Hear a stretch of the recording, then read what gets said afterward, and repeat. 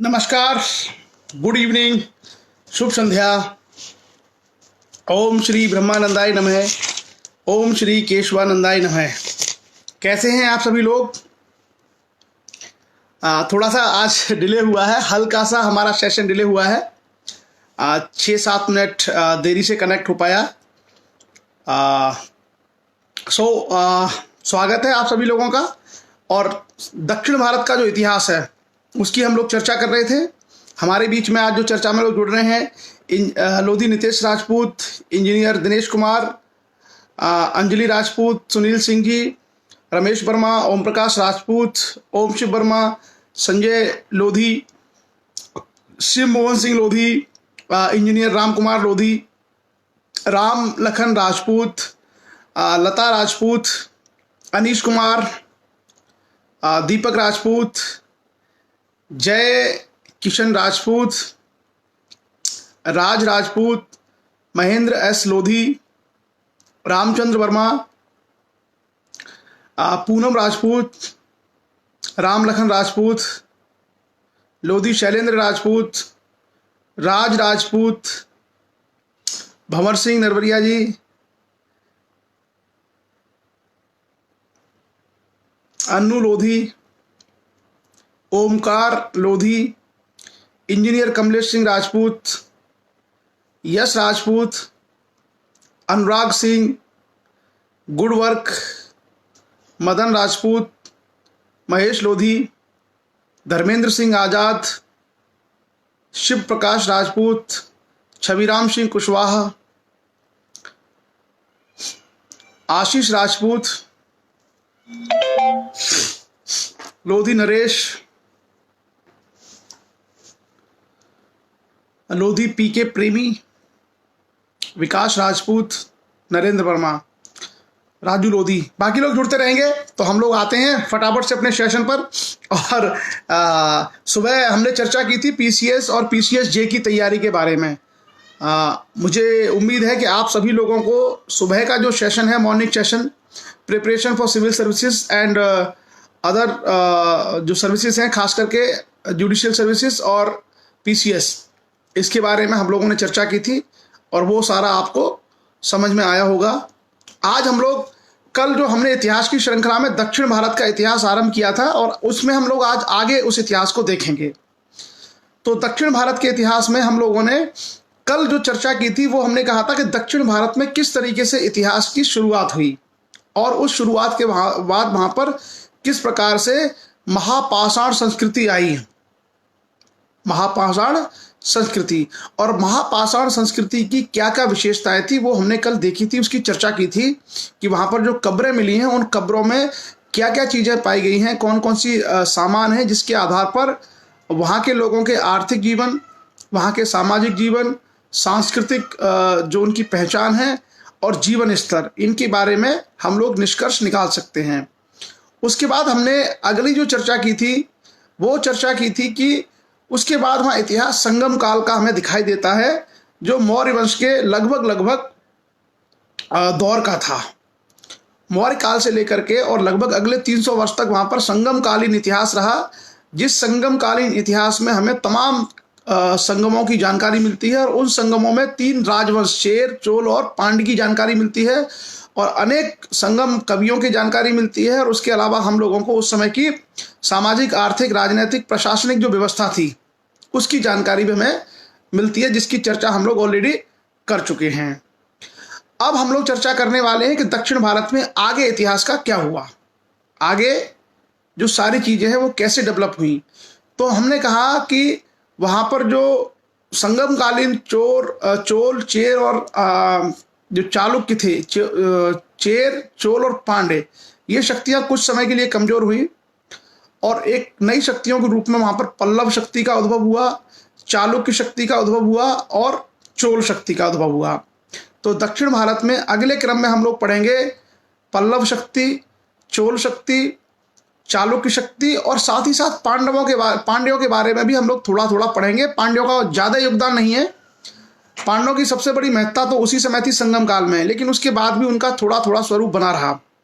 उसकी भी हम लोग चर्चा करेंगे। लेकिन इस बीच में हम लोग एक और छोटा सा एरिया है हिस्ट्री का जो छूटा हुआ है, उसकी चर्चा भी हम लोग कर लेते हैं। जैसा आपको पता होगा कि जब मौर्य वंश की समाप्ति हो रही थी, मौर्य वंश जब कमजोर हो रहा था, तो उसी समय महाराष्ट्र और कर्नाटका के क्षेत्र में एक नई शक्ति का उद्भव हो रहा था। और खास करके मौर्य वंश के बाद जो शुंग वंश था, उसके बाद जो कर्ण वंश था, उस कर्ण वंश के बाद इस क्षेत्र में सातवाहन नामक वंश के राजाओं ने अपनी सत्ता स्थापित की। और कण्वों के बाद भारतीय शक्ति के रूप में सातवाहनों ने अपनी सत्ता की स्थापना की थी। हम लोग शुंग वंश के बारे में और कर्ण वंश के बारे में ऑलरेडी चर्चा कर चुके हैं। अभी हम लोग थोड़ा सा देखेंगे कि सातवाहन वंश कौन था और इसका क्या इतिहास रहा है। ये पूरी तरीके से दक्षिण भारत तो नहीं है, महाराष्ट्र और कर्नाटका का हिस्सा है, लेकिन महाराष्ट्र और कर्नाटक के इतिहास के बारे में भी हम लोगों को थोड़ा सा आइडिया होना चाहिए। उसी समय की ये सत्ता है। तो आगे हम लोग देखेंगे कि सातवाहन वंश कब स्थापित हुआ। सातवाहन वंश की स्थापना भारत में 230 बीसी के आसपास हुई और 200 एडी तक लगभग, तो कुल मिलाकर के 200 वर्ष तक उनका शासन रहा। इन 200 वर्षों में उनके राजा क्या क्या थे, किस प्रकार की आर्थिक, सामाजिक, प्रशासनिक व्यवस्थाएं उन्होंने काम की, और जो धार्मिक स्तर पर क्या उनकी उपलब्धियां थी, इसके बारे में हम लोग चर्चा करेंगे। तो हमें सबसे पहले इस वंश के बारे में जानकारी मिलती है इनके सिक्कों से, सातवाहन वंश के सिक्कों से। इनके कुछ सिक्के मिलते हैं और सिक्कों के अलावा हमें प्राप्त होते हैं कुछ अभिलेख। जैसे नासिक एक जगह है महाराष्ट्र में, वहाँ से एक अभिलेख मिला है। एक जगह है पुणे के पास में नाना घाट और नासिक अभिलेखों से हम लोगों को सातवाहन जो वंश है उसके बारे में जानकारी मिलती है, उन राजाओं के बारे में पता चलता है। और तमाम ऐतिहासिक जो चीज़ें हैं वो उसके माध्यम से मालूम पड़ता है कि सबसे पहले सिमुक नाम के एक व्यक्ति ने कर्ण वंश के बाद इस वंश की स्थापना की थी, और ये उसका समय था लगभग 100 बीसी से लेके 70 बीसी के आसपास, 100 बीसी से लेकर के 70 बीसी तक के आसपास। ये हमारे इतिहास में बहुत चर्चा में नहीं रहता है, लेकिन हमें ये इसलिए जानना आवश्यक होता है कि कई बार ऐसे क्वेश्चंस पूछे जाते हैं कि भाई इतिहास में सातवाहन वंश कौन था, उसका क्या योगदान था, पल्लव राजा कौन थे, कन्नौज के लिए संघर्ष क्या हुआ। ये बेसिक चीजें होती हैं जिसकी जानकारी हम लोगों को होनी चाहिए। कभी कभार इस तरह के क्वेश्चंस पूछे जाते हैं, तो उसी सातवाहन वंश की हम लोग आपसे बात कर रहे हैं। और कई प्रसिद्ध राजा हुए, जैसे कृष्ण नाम का राजा हुआ सातवाहन वंश में। उसके बाद हम देखेंगे सातकर्णी, गौतमी पुत्र सातकर्णी, वशिष्ठी पुत्र सातकर्णी और यज्ञश्री सातकर्णी, इस तरीके राजाओं के नाम मिलते हैं। तो यहाँ पर हमें ये दिखाई देता है कि कुछ राजाओं के नाम उनकी माओं के नाम से हैं, जैसे वशिष्ठी पुत्र पुलवामी, गौतमी पुत्र सातकर्णी। तो कहीं ना कहीं सातवाहन राज्य में एक सामाजिक परंपरा में माता का जो महत्व है वो हमें दिखाई देता है। उसके अलावा सातवाहन वंश के बारे में और क्या चीजें हमें प्राप्त होती हैं। सातवाहन वंश के राजाओं में एक हाल नाम के राजा का जिक्र मिलता है, जिसने एक ग्रंथ लिखा है गाथा सप्तशती। और जो सातवाहन राजा थे उनकी भाषा मराठी थी, प्राकृत मराठी, यानी मराठी का जो आदि रूप था, उस तरह की भाषा वो लोग बोलते थे। लेकिन हैरानी की बात यह है कि जो सातवाहन राजा हैं उनको कहा जाए कि वो ब्राह्मण थे और वैदिक धर्म को मानने वाले थे। ये साहित्य में लिखा हुआ है जो उपलब्ध हैं। लेकिन जो उनके एविडेंस मिले हैं, जैसे उनकी मूर्तियां या उनके कुछ भी ऐसे एविडेंस मिले हैं, सिक्के वगैरह, तो उनसे पता चलता है कि उन्होंने बौद्ध धर्म को बहुत सहयोग किया, खास करके उनकी रानियों ने। और हमें इसी समय अमरावती में, नागार्जुनी कोंडा में इत्यादि बहुत सारी जगह पर हमें सातवाहन काल में बनाए गए बौद्ध स्तूप, चैत्य विहार और बौद्ध मठ मिलते हैं। तो ये एक बहुत अजीब चीज़ें हमें देखने को मिलती हैं सातवाहन काल में, कि एक तरफ तो वहाँ पे वो वैदिक धर्म और ब्राह्मण धर्म और अश्वमेध यज्ञ इत्यादि की बात करते हैं, लेकिन दूसरी तरफ अगर फिजिकल एविडेंस देखें तो सबसे ज़्यादा बौद्ध धर्म के बारे में गुफा, स्तूप, चैत्य विहार, ये सब इनके ही काल में बना, सातवाहन के कालों में। तो इसकी हम लोग धार्मिक स्तर से विवेचना कर सकते हैं कि एक ऐसा समय है जहाँ पर राजा अपने धर्म को मानता है, लेकिन प्रजा या रानियाँ अपने धर्म को मानती हैं और उसको बढ़ावा देती हैं। उसके बाद अगर हम सातवाहन काल की प्रशासनिक व्यवस्था को देखें तो सबसे ऊपर राजा था। लगभग जो मौर्यों की जो प्रशासनिक व्यवस्था थी, मौर्य राजाओं ने जिस तरह की प्रशासनिक व्यवस्था अपनाई थी, लगभग उसी तरह के प्रशासन की व्यवस्था सातवाहन राजाओं की थी। सबसे ऊपर राजा के नीचे छोटे छोटे प्रदेश जिनको उस समय जनपद कहा जाता था, जनपद के नीचे अहरस नाम की एक इकाई होती थी और उसके नीचे ग्राम, ग्राम के मुखिया को ग्रामिक कहा जाता था। वैदिक काल में ग्राम के मुखिया को ग्रामणी कहा जाता था, यहाँ पर ग्राम के मुखिया को ग्रामिक कहा जाता था। अगर हम सातवाहन काल के समाज के बारे में चर्चा करें तो समाज पूरी तरीके से वर्ण व्यवस्था के तहत विभाजित था। सबसे ऊपर ब्राह्मण और ब्राह्मण के नीचे बाकी 3 वर्ण के लोग थे। जो चौथे वर्ण के लोग थे उनका कार्य सेवा करना था और बाकी वर्ण अपने अपने जो बांटे गए कार्य वो करते थे। इस काल में हमें शकों के, यवनों के भारतीयकरण होने के प्रमाण मिलते हैं। ऐसा उल्लेख मिलता है कि जो शक शासक भारत में आए थे या यवन जो यूनानी लोग भारत आए थे, उन्होंने भारतीय संस्कृति को अपना लिया था और इस काल में वो लोग भारतीय नाम रखने लगे थे, भारतीय धर्म मानने लगे थे। एक तरीके से शक लोगों का, यवन लोगों का और जो भी विदेशी शक्तियां उस समय आई उनका हमें यहाँ पर दिखाई देता है भारतीयकरण। इंडियन भारतीय कला, संस्कृति, धर्म इत्यादि में ढल गए। तो आगे चल करके आप देखेंगे कि भारत में जैसे आज अगर पता करना चाहें तो आज भारत में आपको कोई व्यक्ति नहीं पता चल पाएगा कि शक है। आप पता नहीं कर सकते कि कोई व्यक्ति, कोई जैसे 50 गांव ऐसे हैं जो यूनानियों के हैं, ये मुश्किल है। आज की डेट में यूनानी लोग पता नहीं कर सकते कि किसी गांव में है। आप शकों को पता नहीं कर सकते। जैसे मालवा का क्षेत्र था, उज्जैन का क्षेत्र था, वहां पर भारी संख्या में शक लोग आए। मथुरा के क्षेत्र में भारी संख्या में शक लोग आए, लेकिन आज भी आप नहीं बता सकते देख करके कि कौन लोग शक हैं, क्योंकि शकों ने भारतीय धर्म को अपनाया और भारतीय संस्कृति में रच बस गए। इसलिए उनकी जो अपनी मूल पहचान थी वो समाप्त हो गई। इसके तुलना अगर हम इस्लाम से करें तो आप पाएंगे कि जब मुस्लिम आक्रमणकारी भारत में आए तो उन्होंने भारत के धर्म को नहीं अपनाया, वो अपना धर्म लेके आए और अपने धर्म और अपनी संस्कृति को वो मानते रहे।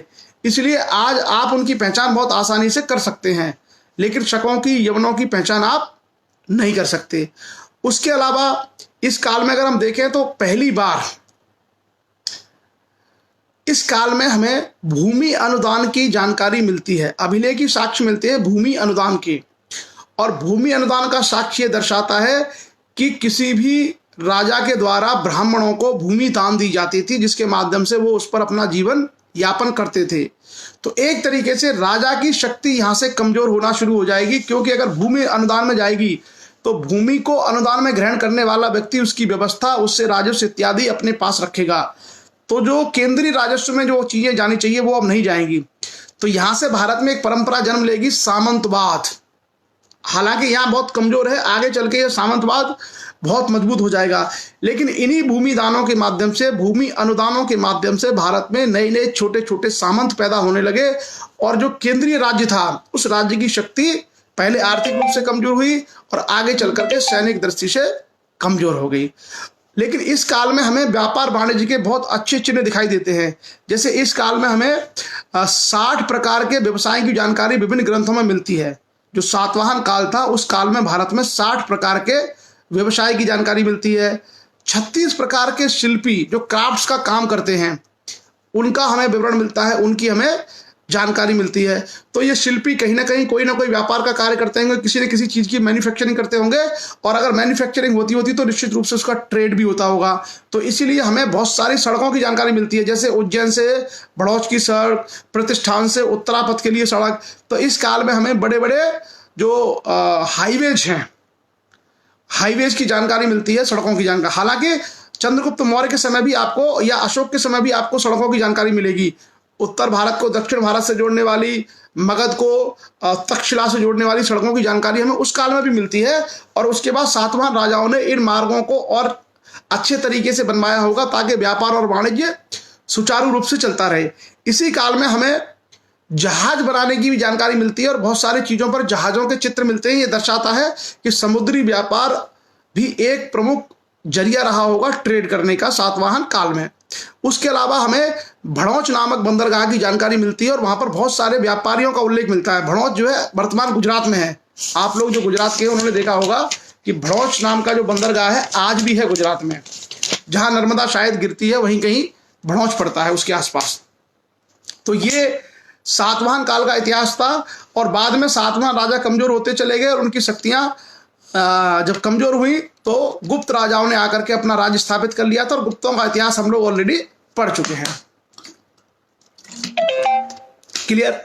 हम आगे आते हैं। अब हम देखते हैं दक्षिण भारत में इतिहास का क्रमबद्ध स्वरूप।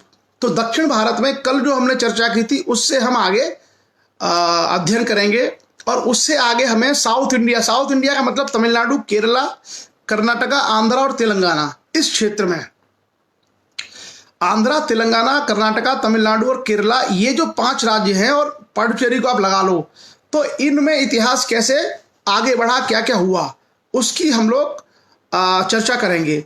तो जैसा मैंने कहा कि सबसे पहले हम लोग चर्चा करेंगे कि 3 राजवंशों का यहाँ उद्भव होता है, और ये सारे के सारे राजवंश लगभग गुप्त काल के समय के राजवंश हैं।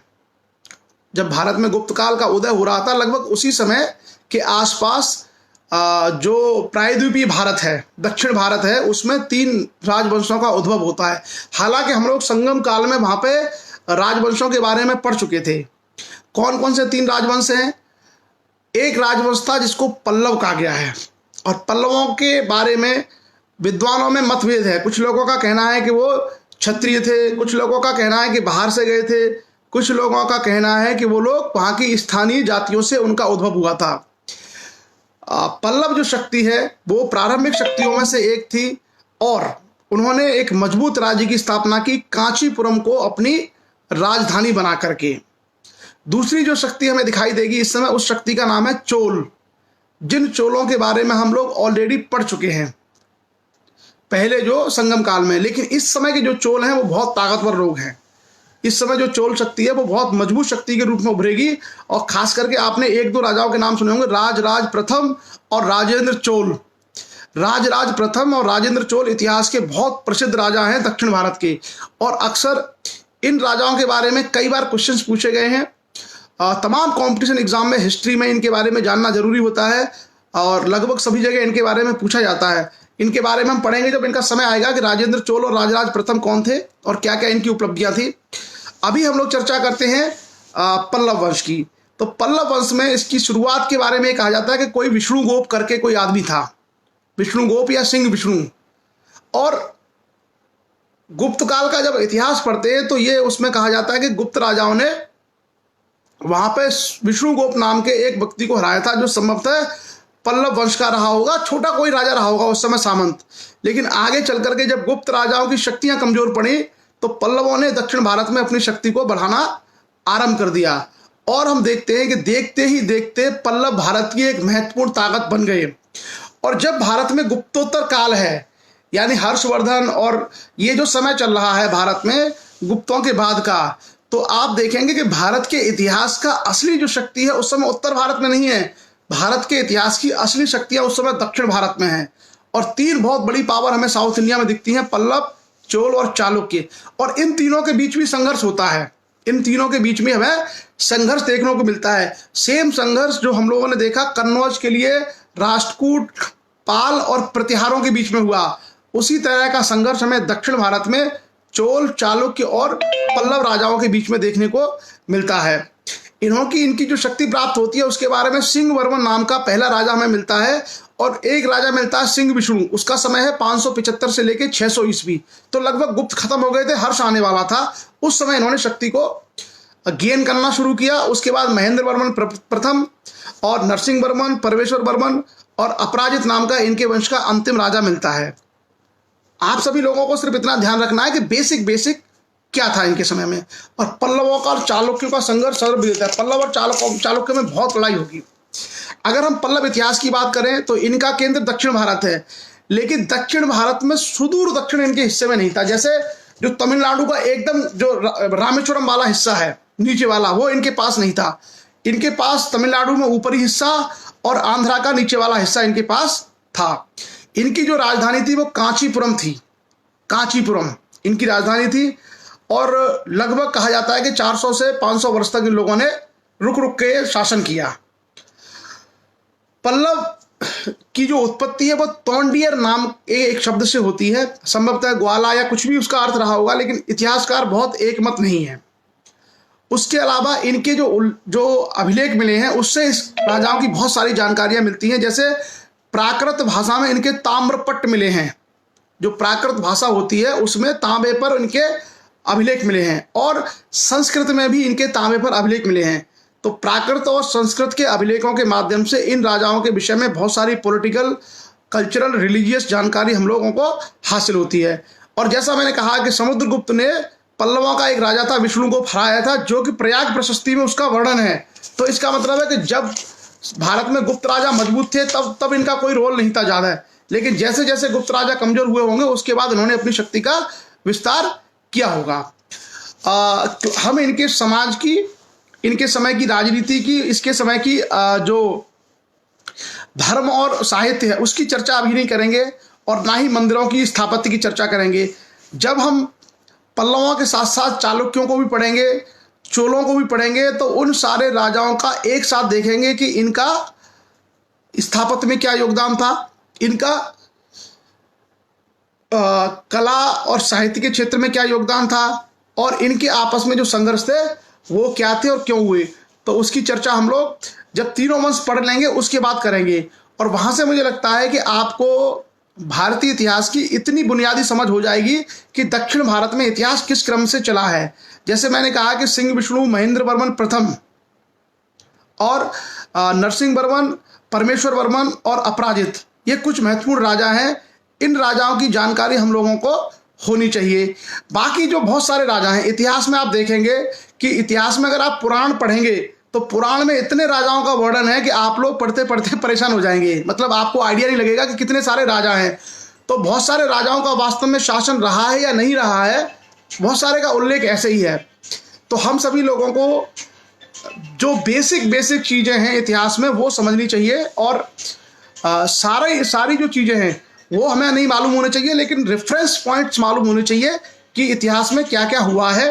और जो प्रसिद्ध राजा हैं उन प्रसिद्ध राजाओं की हम लोगों को उपलब्धियां मालूम होनी चाहिए। जैसे जो महेंद्र वर्मन प्रथम था उसका काल था 600 से लेकर के 630 ईस्वी। महेंद्र वर्मन प्रथम का काल डिक्टो वही है जो उत्तर भारत में हर्ष का है। हर्षवर्धन का शासन काल है 606 से लेकर 647 ईस्वी। और जो इधर महेंद्र वर्मन है पल्लवों का राजा, उसका काल है 600 से 630, तो हर्ष का समकालीन है। और हर्ष के समय पर हर्ष पर हमला किया था चालुक्य राजा पुलिकेशन द्वितीय के द्वारा, तो पुलकेशन द्वितीय भी इनका समकालीन होगा। तो भारत में हमें तीन मजबूत राजा दिखाई देते हैं, चालुक्य वंश का पुलकेशन द्वितीय, पल्लव का महेंद्र वर्मन प्रथम और उत्तर भारत में हर्षवर्धन। ये राजा हम लोगों को तीन मजबूत राजा दिखाई देते हैं, और हमें चालुक्य और चोल संघर्ष यहाँ से दिखाई देगा। दक्षिण भारत जो है, सुदूर दक्षिण भारत जिसको हम लोग कहते हैं रामेश्वरम वाला जो क्षेत्र है और जो केरला का कुछ भाग है, ये हमेशा पांड्यों के पास रहा, और पांड्य अपनी छोटी मोटी शक्ति के रूप में यहाँ शासन करते रहे। उनका कोई बहुत बड़ा योगदान, हमें बहुत बड़ा योगदान इतिहास में नहीं मिलता है, लेकिन कुछ कुछ मंदिर इत्यादि उन्होंने बनाए थे, तो उसकी जानकारी हम लोगों को होती है। दक्षिण भारत की में आपको स्थापत्य कला बहुत मजबूत मिलेगी। जैसे कभी अगर आपको तमिलनाडु या आंध्र प्रदेश या कर्नाटका देखने को मौका मिले तो आप देखिए पाएंगे, जैसे मदुरई में मीनाक्षी मंदिर, तंजौर में राजराजेश्वर मंदिर, बहुत बड़े मंदिर हैं, बहुत ऊंचे ऊंचे मंदिर हैं। और बहुत सारे जो मंदिर बाद में बने हैं उसमें गोपुरम बने हुए हैं, उसमें आपने देखा होगा ऊंचे ऊंचे मंदिर के बाहर दरवाजे बने हुए हैं। और एक अलग शैली हमें मंदिरों की इस काल में दिखाई देगी। जो यहाँ मंदिर बनेंगे वो द्रविड़ियन शैली है। द्रविड़ियन शैली में यहाँ मंदिर बनेंगे। जैसे उत्तर भारत के मंदिर है, उत्तर भारत के मंदिर ऐसे शंकुआकार बनते हैं और ऊपर आमलक और ये सब रखे जाते हैं, उसके ऊपर कलश इत्यादि। लेकिन दक्षिण भारत के मंदिर है वो विमान की तरह बनेंगे, एक तल फिर एक तल फिर एक तल, इस तरीके से बनते हैं। तो एक अलग शैली का भी प्रादुर्भाव होगा। लेकिन रिलीजियस जो चीजें हमें दिखाई देंगी, धार्मिक, वो लगभग सिमिलर होंगी। इधर उत्तर भारत के मंदिरों में विष्णु की पूजा, गणेश की पूजा, दुर्गा की पूजा, शंकर की पूजा, ये सब होगी। और दक्षिण भारत के मंदिरों में भी जाएंगे तो शिव की पूजा, विष्णु की पूजा, गंगा की पूजा, ये सब आपको वहां भी मिलेगा। तो धार्मिक इस आधार पर देखें तो ये उत्तर और दक्षिण का एक तरीके से मिलन होगा। उत्तर और दक्षिण की धार्मिक संस्कृतियों का मिलन यहाँ पर आपको दिखाई देगा। तो ये जो सारी की सारी चीजें हैं वो हम लोगों को साउथ इंडिया के हिस्ट्री से समझ में आएगी। मैं आप लोगों से थोड़ा सा एक चीज कहना चाहूंगा कि साउथ इंडिया की हिस्ट्री, दक्षिण भारत का इतिहास को अगर आपको ठीक से समझना है तो थोड़ा सा आप इसको पढ़ लिया करें। जैसे अगर हम कल चालुक्य वंश के बारे में बात करेंगे कि चालुक्य राजा कौन कौन थे, उनका क्या योगदान था, तो अगर हम थोड़ा सा पढ़ लेंगे तो हमें एक रफ आइडिया लग जाएगा कि भाई ये राजा थे। हो सकता सारी चीज़ें समझ में ना आए, या मान लीजिए हम चोल राजाओं के बारे में बात करना चाहते हैं। चोल राजा क्या थे, राज ने क्या किया था, राजेंद्र चोल ने क्या किया था। तो अगर हम थोड़ा सा पढ़ लें तो हमारे लिए बेहतर समझ में आता है। फिर भी हम लोग प्रयास कर रहे हैं कि बेसिक जानकारी इतिहास की आपको हो जाए। तो बहुत सारे, नहीं, उत्तर भारत में भी कई सारे मंदिर हैं जो द्रविड़ीय शैली में बने हुए हैं। भारत में मंदिर स्थापत्य के बारे में हम बात करेंगे, क्योंकि ये सारा जो काल है वो मंदिर स्थापत्य का काल है। देखिए, आप उत्तर भारत में देखेंगे तो उत्तर भारत में गुप्त काल में मंदिर निर्माण शुरू हो जाते हैं, और गुप्त काल के बहुत सारे मंदिर हमें मिलते हैं, जैसे देवगढ़ का दशावतार मंदिर, सिरपुर जो है रायपुर के पास छत्तीसगढ़ में, वहाँ का लक्ष्मण मंदिर, ये हमें मिलते हैं। उसके बाद हम अगर राष्ट्रकूटों के शासन में जाएंगे तो राष्ट्रकूटों के शासन में हम लोगों को, या वहाँ पर जो महाराष्ट्र के क्षेत्र में मंदिर मिलते हैं, एलोरा का कृष्ण मंदिर। उसके बाद अगर हम साउथ में जाएंगे तो पल्लव राजाओं के द्वारा, चालुक्य और चोल राजाओं के द्वारा बहुत सारे मंदिर मिलते हैं, और बाद में मंदिर और तेजी से बढ़ते हैं। आगे आप देखेंगे कि उत्तर भारत में जब खजुराहो और ये सारी जगह पर हमको बहुत सारे मंदिर मिलेंगे। आगे जब चंदेल राजा आ जाएंगे, उड़ीसा में जैसे कोणार्क, उड़ीसा में जो पुरी है, पुरी का जो मंदिर है, ये सब हम लोगों को अगले चरण में दिखाई देंगे। कर्नाटका और महाराष्ट्र में एक नई शैली डेवलप होगी मंदिर बनाने की, जिसमें आधा साउथ इंडिया का द्रविड़ीय शैली का पार्ट होगा और आधा उत्तर का भाग होगा, उसको हम बोलते हैं वेसर शैली। तो भारत में मंदिर निर्माण की 3 स्पष्ट शैली दिखाई देंगी। उत्तर भारत के जो मंदिर हैं वो नागर शैली में बने हुए हैं, जिसको हम कहते हैं नागर शैली, और जो मध्य भारत यानी महाराष्ट्र और कर्नाटका के हिस्से में बने हुए उसको कहते हैं वेसर शैली, और जो एकदम दक्षिण भारत में उसको बोलते हैं द्रविड़ शैली। तो ये शैली भी कई बार एग्जाम्स में पूछी जाती है, मेंस में भी कई बार पूछी गई है, प्रीलिम्स एग्जाम में पूछी जाती है कि मंदिर निर्माण की तीनों शैलियां क्या हैं और तीनों शैलियों में क्या क्या अंतर है, क्या क्या उसमें डिफरेंसेस हैं, बनाने के स्तर में, पूजा पद्धति के, गर्भगृह के स्तर में, आमलक कैसे होता है, कलश कैसे बनता है, उसका जो गुंबद है वो कैसे बनता है, शहद, ये जो सारी चीज़ें हैं, ये सब चीज़ें हम लोग कई सारी चीज़ें बड़े बड़े एग्जाम्स में पूछी भी जाती हैं।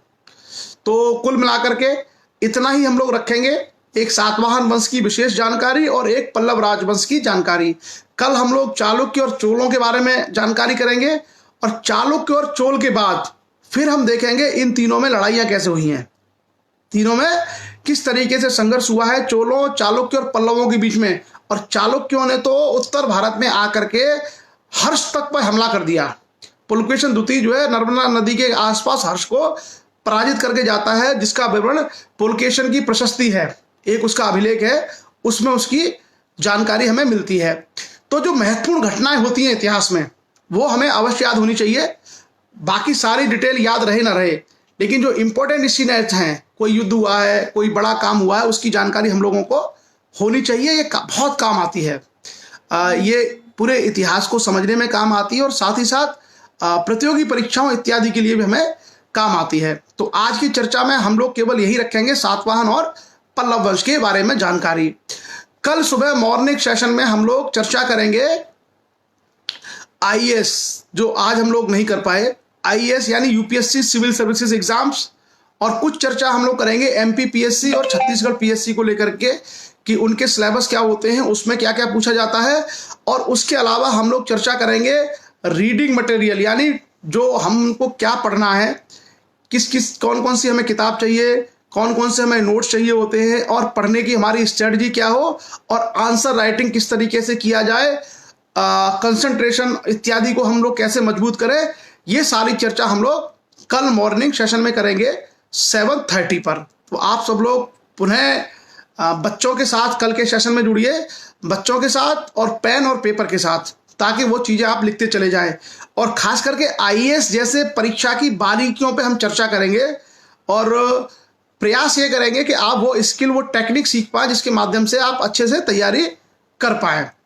तो आज का सेशन मुझे लगता है इतना ही है, क्योंकि ज़्यादा नहीं करेंगे हम लोग। दक्षिण भारत के इतिहास को हम लोग 4-5 दिन में ख़त्म कर लेंगे, 5 दिन में ख़त्म हो जाएगा। तो थोड़ा करेंगे ताकि सबको समझ में आए। और जब साउथ इंडिया की हिस्ट्री एक बार हो जाएगी तो अगले वाले चरण में फिर हम पूरा इतिहास लेके चलेंगे, क्योंकि अब जो हम उत्तर भारत में आरंभ करेंगे वो करेंगे भारत पर अरब आक्रमण, और अरब आक्रमण के बाद भारत पर गजनी और गौरी के आक्रमण, और उसके बाद फिर तुर्की आक्रमण। उसके बाद भारत में जो नए नए वंश हैं उसकी भी चर्चा हम लोग साथ साथ करेंगे। तो फिर फ्लो बन जाएगा, पूरे हिस्ट्री का एक फ्लो बन जाएगा, फिर चीज़ें बहुत बेहतरी से क्लियर होती चली जाएंगी। बाकी यदि आपके कोई प्रश्न रहते हैं, कोई आपका डाउट रहता है, तो आप इस परिचर्चा के बाद भी कमेंट में लिख दीजिए और मैं आपको ये सारी चीज़ें बता दूंगा। सुनील सिंह जी का कहना है कि पीसीएस की परीक्षा के विशेष संदर्भ में आंसर राइटिंग पर ध्यान, लेखन पर ध्यान कैसे दिया जाए उसकी चर्चा जरूर की जाए। तो कल सुबह की चर्चा में आप लोग पेन और पेपर लेके बैठिए। मैं आईएएस के 3 या 4 क्वेश्चन डिस्कस करूंगा जो आईएएस में ऑलरेडी पूछे जा चुके हैं, और उन क्वेश्चन को कैसे हम फ्रेम करते हैं, कैसे हम उसकी ड्राफ्टिंग करते हैं, कैसे हम उसके क्वेश्चन की शुरुआत करते हैं, प्रस्तावना, कैसे हम आंसर राइटिंग करते हैं, ये सारी चीज़ें मैं आप लोगों के साथ डिस्कस करूंगा। और बहुत कुछ आपको सीखने को मिलेगा कि देखिए, यूनिवर्सिटी में जब हम पेपर लिखते हैं बीए या एमए में, तो उसका तरीका अलग होता है, और जब हम आईएएस की परीक्षा में जब उत्तर देते हैं तो उसकी टेक्निक एकदम अलग होती है। अगर हम थोड़ा सा उसको अच्छे से समझ जाएं तो बहुत आसान हो जाता है।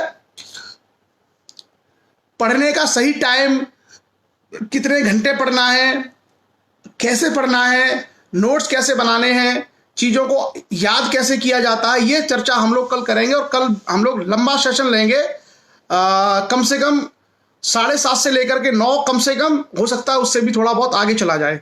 तो कल हम वो पूरी सारी चीज़ें हम लोग चर्चा करेंगे।